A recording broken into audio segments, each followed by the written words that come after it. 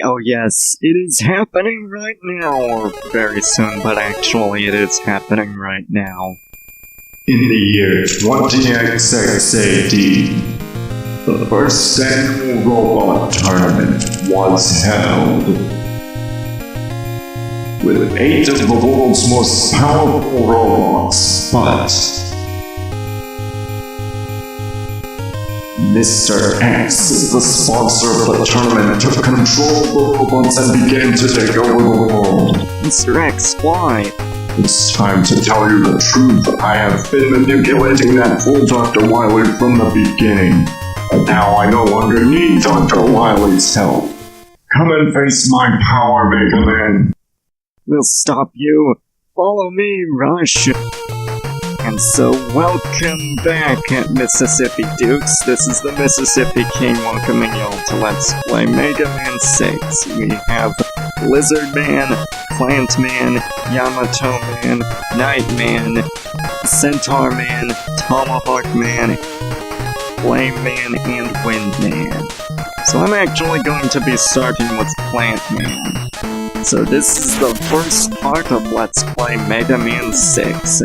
And as you can tell, things look a bit different.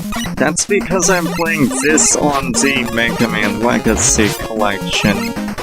So, things are gonna look a little different, but hopefully they don't look any worse. I'm mostly concerned about how the audio will turn out, but other than that, it should be at least functional. And of course, I'm actually rendering this in 60 frames per second. And actually, I started rendering Mega Man videos in 60 frames per second back in, like, what was it, part 3? Or part 2 of Mega Man 5? And so, I didn't really mention that because it wasn't really relevant. Hopefully this ends up making it look better, so feel free to let me know whether this actually improves things. But Mega Man 6 is an interesting game, shall we say. It's kind of... I don't necessarily want to say divisive, but it kind of is. Not in the same way that Mega Man 4 is. Well, I mean, kind of, but nevertheless, it seems to be roughly evenly split on whether people think that, like, it's a game that's, like, on par with, like, the greats like Mega Man 3 or so, or at the very least an exceptionally good one. And for the people that think that it's a stale game of the likes of, like, Mega Man 5, which I covered in the last LP. But yeah, Mega Man 5 is kind of bland, but, like, it doesn't seem that there's much middle ground between, like, popular opinion. And here's something interesting where I come in. I'm kind of somewhere in between. Like, the thing is, like, I'm kind of in between considering this to be, like, a fairly stale game, and thinking that, like, it's a masterpiece. How's that possible? Well, I mean, how can someone have black hair and white skin or whatever? I don't know where this is going, but the point is that sometimes people are just sort of... Sometimes things can be more than once, because you see, it has all the markings of, like, a great Mega Man game that, like, in many ways is on par with, like, the greats in the series, but I don't know, it just sort of feels like it's kind of lacking something, so it's both stale and amazing in my eyes. really weird. I honestly can't tell y'all how this ranks with me. But one thing I will say is that the music is excellent. This is also an extremely easy game. Like, we're talking absurdly easy. This is even easier than Mega Man 5. Oh yeah, it's that easy. I don't think I'll be struggling much at all, and I especially doubt that I'll need to use an energy tank. I mean, like, I beat the game the first time playing this game, I didn't need to use any energy tanks. Like, at all. That's how easy it is. Now, normally I may have to do that just to, like, get into the groove and actually find out the patterns, and so, like, inexperience can be, like, one thing that can make you not so good and have to, like, use an E-tank or whatever. But in this game's case, I didn't need to use an E-tank at all. But yeah, one thing I feel I should have mentioned about Plant Man is that apparently he dislikes honeybees. What? But they're good for plants. That's backwards. That is like an ice robot disliking H2O. It doesn't make sense. It's like an animal robot that, like, dislikes organic edible material. I don't know, I'm having trouble coming up with analogies today, but that's neither here nor there. Point is, that is just backwards. Or I guess backwards. But wait a minute, this isn't Mega Man 7. What am I talking about? And trust me, you're wondering who the Fish Man is. Then, well, you're just gonna have to wait till Mega Man 8 to find out. And it's true, we will find that out. Also, another thing I should mention, Flame Man. He's actually really wasteful, apparently, because he has to refill his energy 3 times a day.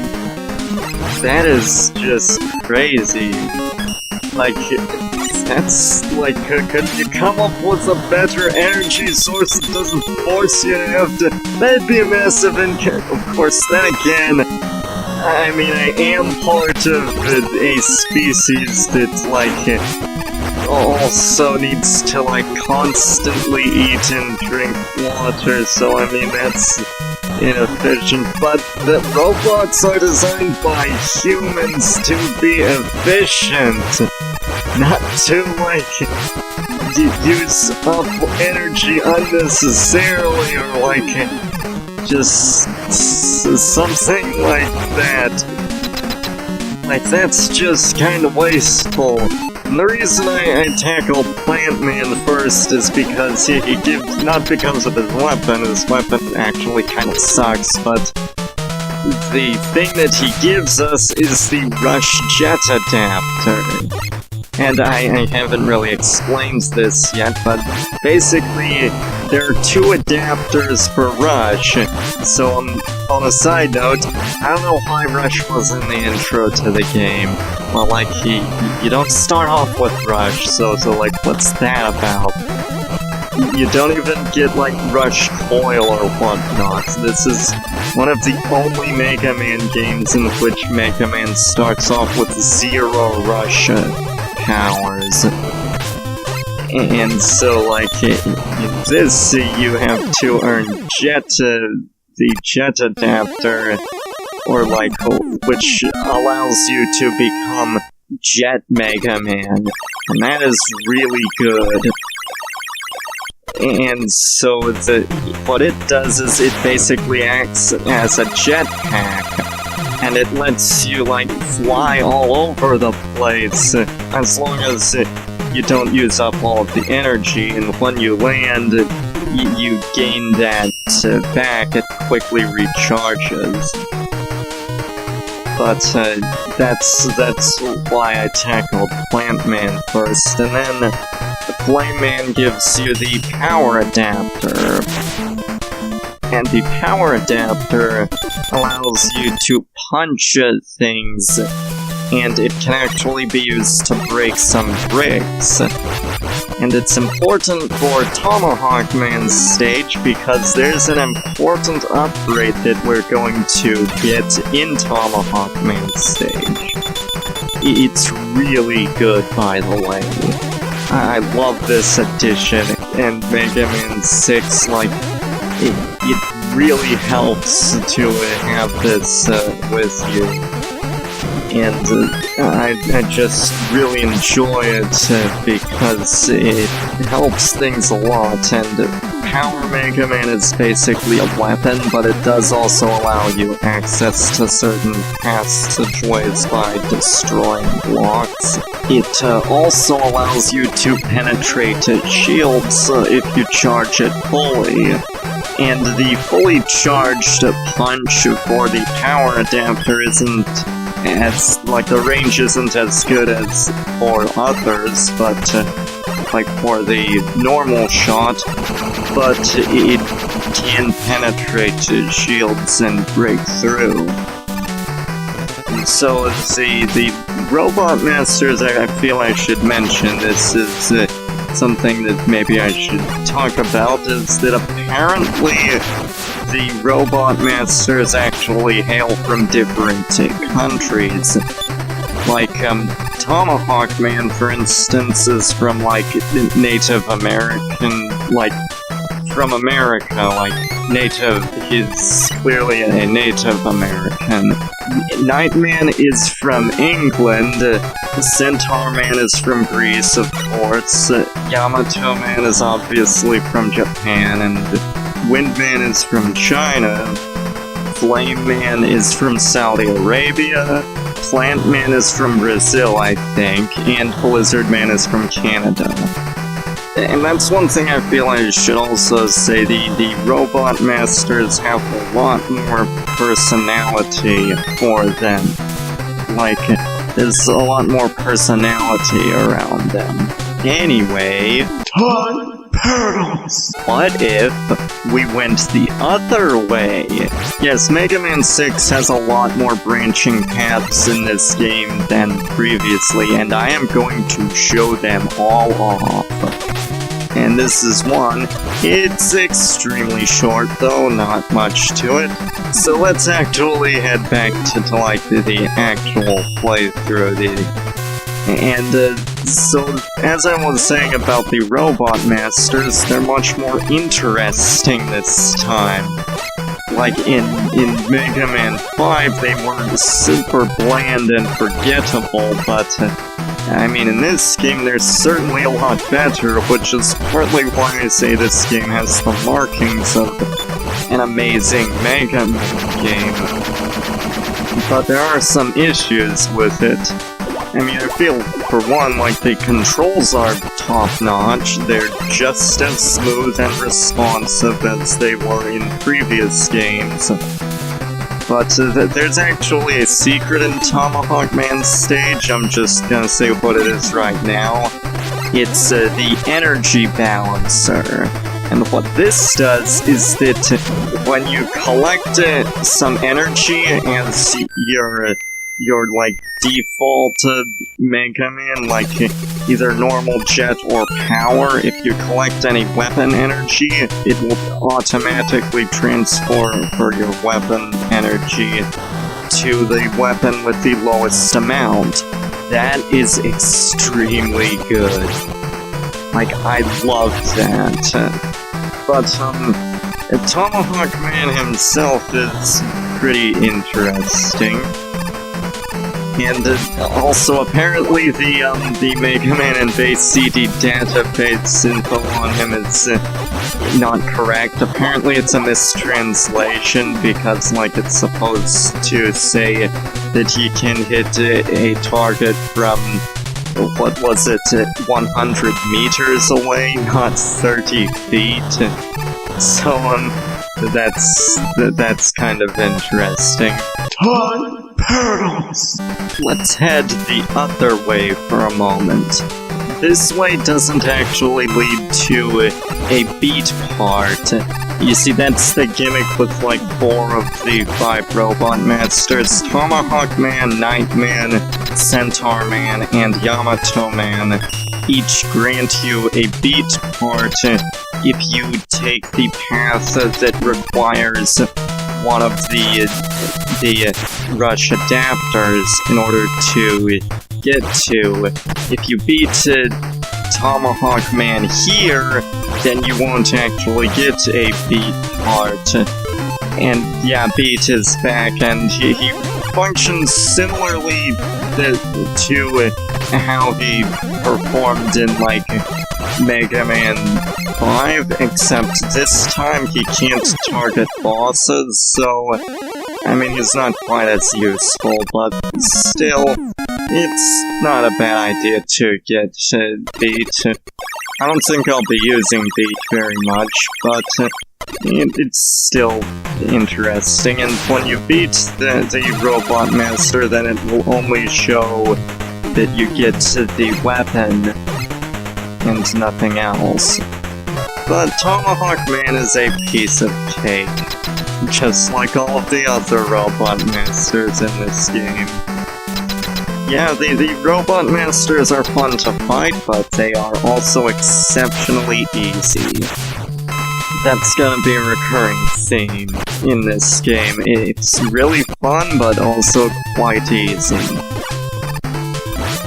And as for, like, the weapons, they're interesting. Like, something about them just sort of strikes me as either being really good or really not good. It's hard to describe, but basically you can use them, and like some of them are really powerful, like the Flame Blast, but they kind of have limited range. Or it's like they always seem to like just miss. What I'm showing off now is what happens when you beat any of these 4 stages with the beat parts after you beat them without collecting the beat part. The color palette actually changes.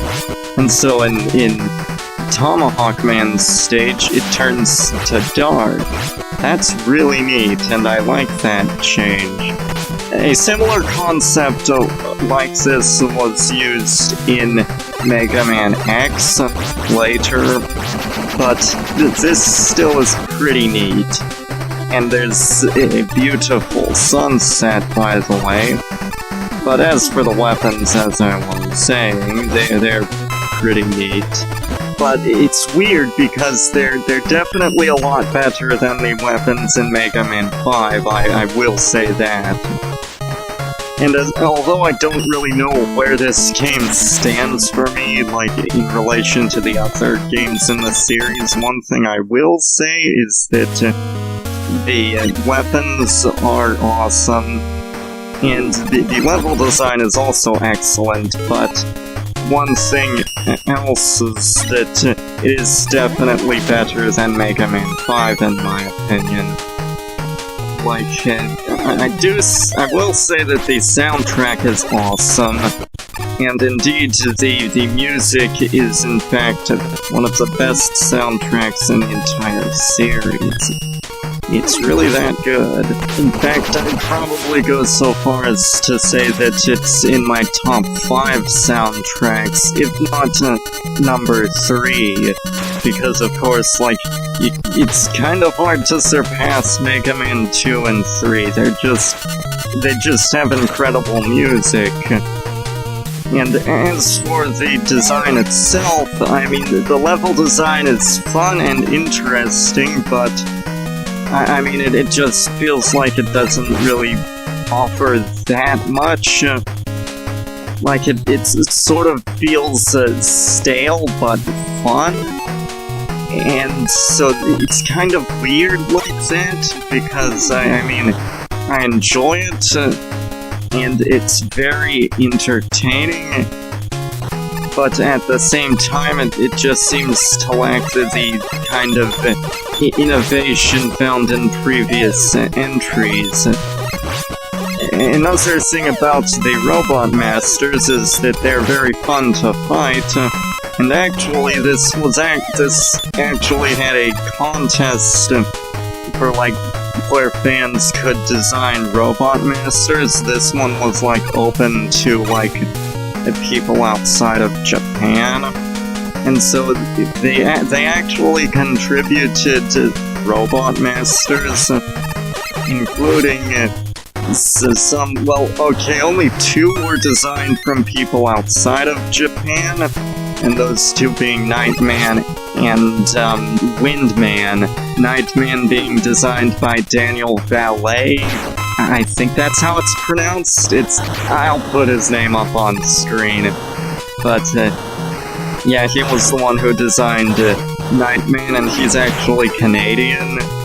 And I'm sorry if I'm mispronouncing his name, but that's what I'm calling him. And his name was actually misspelt in the credits as Daniel Valley, or Daniel Valley. Again, I'm not sure how to pronounce his name, but nevertheless, you'll see how it's spelt in the credits. But as I was saying, the other one was designed by Michael Leader. He designed Windman, and he's actually an American. That's kind of neat. And both, by the way, have pretty cool designs, although I think all of them have awesome designs. And I like how the Robot Masters are introduced. Like, definitely the presentation in this game is the best on the NES so far, so there's no question which game has the best presentation. And with regards to Nightman, apparently he dislikes dirty tricks. I wonder what he'd think of Dr. Wily. Oh wait, Mr. X was the one who was manipulating Dr. Wily from the start. What am I talking about? And he's not the villain this time. And Tomahawk Man dislikes lies. Again, I wonder what I'd think of Dr. Wily. Wait, again, what am I saying? I keep slipping up. What is going on? It's Mr. X who's the villain, obviously not Dr. Wily. That would not be the case. Apparently, Flameman, by the way, likes trimming his beard, because apparently robots can have beards? I don't know what the point of that is, but okay. He doesn't appear to have a beard, but whatever. Nevertheless, I do think the designs for the Robot Masters are a lot more interesting, and the weapons are certainly a lot more versatile and useful than in Mega Man 5, where they were merely alright. Most of them. Although Mega Man 5 also has 2 of the worst weapons in the entire Mega Man series. But that's neither here nor there. And I'm showing off the what happens when you get through Nightman's stage the first time without getting the beat part. It looks pretty neat, by the way. Also in Japan, apparently the game is called Rockman 6, the world's strongest, because it deals with, like, the strongest robots in the world's first annual robot tournament. And apparently Tomahawk Man was the only one designed for it. But anyway, as I was saying, we're actually done. What I mean to say is that I think that's all for this video. Join me next time. This is the Mississippi King signing out, and in the next episode, we'll take out the remaining 4 Robot Masters. See y'all then.